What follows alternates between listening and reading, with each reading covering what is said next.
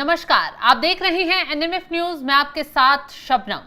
देश की गद्दारों की लिस्ट लगातार बढ़ती जा रही है। अभी हाल ही में प्रधानमंत्री मोदी के संसदीय क्षेत्र से एक गद्दार पकड़ा गया जो जासूस था, आईएसआई के एजेंट के संपर्क में था, भारत की खुफिया जानकारी पाकिस्तान भेज रहा था। इस खबर से तहलका कम हुआ नहीं, जांच एजेंसियों के हाथ जो सबूत लगे उससे हड़कंप कम हुआ नहीं। लेकिन अब प्रधानमंत्री मोदी के गृह क्षेत्र यानी गुजरात से एक और जासूस पकड़ा गया है, जिसको लेकर खुलासे जो हुए, जांच एजेंसियों के होश भी उड़ गए।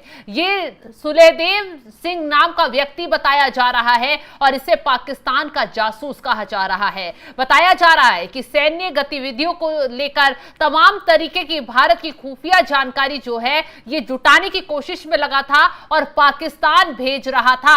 हालांकि जब जांच एजेंसियों को अपनी खुफिया एजेंसियों के जरिए इसकी खबर लगी तो तुरंत इसकी कमर तोड़ते हुए इसे गिरफ्तार कर लिया गया। अब बता दें कि बीएसएफ और भारतीय नौसेना से जुड़ी संवेदनशील जानकारी पाकिस्तान को भेजने का आरोप इस गद्दार पर लगा है। गुजरात एटीएस एसपी के सिद्धार्थ ने गिरफ्तारी की पुष्टि करते हुए खुद बताया, गुजरात एटीएस ने कच्छ के एक मल्टीपल पर्पस स्वास्थ्य कार्यकर्ता सहदेव सिंह गोहिल को गिरफ्तार किया गया है। माफ कीजिएगा, इसका नाम सहदेव सिंह गोहिल है, जिसको पाकिस्तान की का जासूस होने के आरोप में गिरफ्तार किया गया है। उन्होंने बताया है, हमें सूचना मिली थी कि वो बीएसएफ और भारतीय नौसेना से जुड़ी जानकारी एक पाकिस्तानी एजेंट के साथ शेयर कर रहा था। अब सोचिए, देश की सुरक्षा को कितना बड़ा घात ये सहदेव नाम का शख्स लगा रहा था। ये मल्टीपल पर्पस हेल्थ वर्कर है और एटीएस के मुताबिक गोहिल को 1 मई को प्रारंभिक जांच के लिए बुलाया गया था, जहां पता चला वो जून जुलाई 2023 में व्हाट्सएप पर अदिति भारद्वाज नाम की महिला के संपर्क में आया था। उससे बातचीत के बाद उसे पता चला वो एक पाकिस्तानी एजेंट है। उसने बीएसएफ और भारतीय नौसेना की निर्माणाधीन नई बनी जगहों की तस्वीरें और वीडियो मांगे, जिसके बाद उसने व्हाट्सएप के जरिए तस्वीरों और वीडियो को शेयर करना शुरू कर दिया। सिद्धार्थ के ने बताया है, साल 2025 की शुरुआत में गोहिल ने अपने आधार कार्ड का इस्तेमाल कर एक सिम कार्ड भी खरीदा और अदिति भारद्वाज के इस्तेमाल के लिए उस नंबर पर व्हाट्सएप अकाउंट भी खोला। इसके बाद इस नंबर से बीएसएफ और आईएएफ के बुनियादी ढांचे से जुड़ी तस्वीरें, वीडियो शेयर कर रहा था, जिसका इस्तेमाल पाकिस्तानी एजेंट कर रहे थे। एटीएस ने यह भी पुष्टि कर दी है कि गोहिल को एक अज्ञात शख्स ने 40,000 रुपए दिए थे। माना जा रहा है यह शख्स भी जासूसी नेटवर्क का हिस्सा हो सकता है। खुलासा यह हुआ है कि गोहिल का फोन एफएसएल को भेज दिया गया था। अदिति भारद्वाज के नाम से व्हाट्सएप नंबर पाकिस्तान से संचालित किए जा रहे थे। गोहिल और पाकिस्तानी एजेंट के खिलाफ भारतीय न्याय संहिता की धारा 61 और 148 के तहत मामला दर्ज किया गया है। अब सोचिए कैसे ये देश की सुरक्षा को घात लगाने का काम कर रहा था। गुजरात में रहकर ये जो है कानून को आंख दिखाकर और पाकिस्तान के लिए यहां जासूसी का धंधा चला रहा था। हालांकि जैसे ही एटीएस को इसकी जानकारी मिली, तुरंत इसको पकड़ लिया गया और तुरंत इसकी कमर तोड़ते हुए अब आगे की कार्रवाई शुरू कर दी गई है। बता दें कि इससे पहले जासूसी करने के आरोप में 2 और व्यक्तियों को गिरफ्तार किया गया। गिरफ्तार हुए हैं उसमें शहनवाज अंसारी, जो 18 साल का बताया जा रहा है, और वो सहदेव गोहिल का ही साथी भी बताया जा रहा है। दोनों पर पाकिस्तान को महत्वपूर्ण खुफिया जानकारी देने का आरोप है।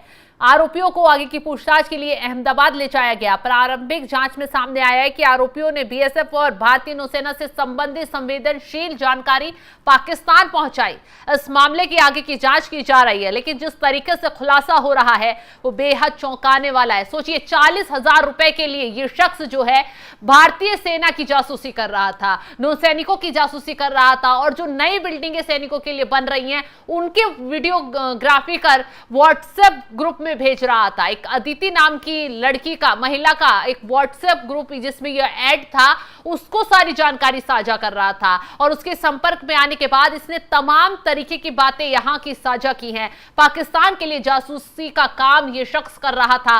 खैर, इसकी पकड़ करते हुए तुरंत इसकी कमर तोड़ने की कार्रवाई की गई, इस पर जबरदस्त एक्शन लिया गया और जिन धाराओं में केस दर्ज किया गया है वो बेहद गंभीर है, जिससे इसका बाहर आना मुश्किल नामुमकिन हो जाता है। देश की सुरक्षा को घात लगाना, देश में रहकर ये गद्दार पल रहे हैं और देश के साथ ही खिलवाड़ कर रहे हैं। तो ऐसे गद्दारों के खिलाफ सोशल मीडिया पर कैंपेन भी चलाया जा रहा है कि सख्त से सख्त कार्रवाई होनी चाहिए और इन्हें सख्त से सख्त सजा मिलनी चाहिए। खैर, ये सहदेव नाम का व्यक्ति कोई पहला नहीं है जो जासूसी के आरोप पे पहलगाम हमले के बाद से पकड़े गए हैं।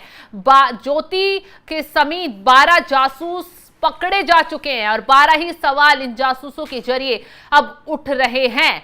ज्योति समेत अन्य जासूसों से जो सवाल पूछे जा रहे हैं, कब कब ये लोग कहां गए, किन किन लोगों से मिले, इनसे सवाल जवाब लगातार यही किए जा रहे हैं। पाकिस्तान इंटेलिजेंस ऑपरेटिव के संपर्क में कौन कौन है और इसके साथ ही पाकिस्तान से कब से कनेक्शन है, क्या ये लोग पाकिस्तान में कितने लोगों को जानते हैं, कितनी जानकारियां साझा की हैं, कैसे पाकिस्तानियों के संपर्क में आए, तमाम तरीके के सवाल जवाब इन जासूसों से किए जा रहे हैं और कहा जा रहा है कि इनकी फंडिंग को लेकर आगे जांच शुरू की जाएगी, खंगाला जाएगा, पूछा जाएगा कि अब तक कितने पैसे इनको मिल चुके हैं और क्यों ये जासूसी का काम कर रहे थे, ऐसे क्या लालच इनको मिल रहा था। अभी गुजरात से ये जासूस पकड़ा गया, इससे पहले वाराणसी से तुफैल नाम का जासूस पकड़ा गया है।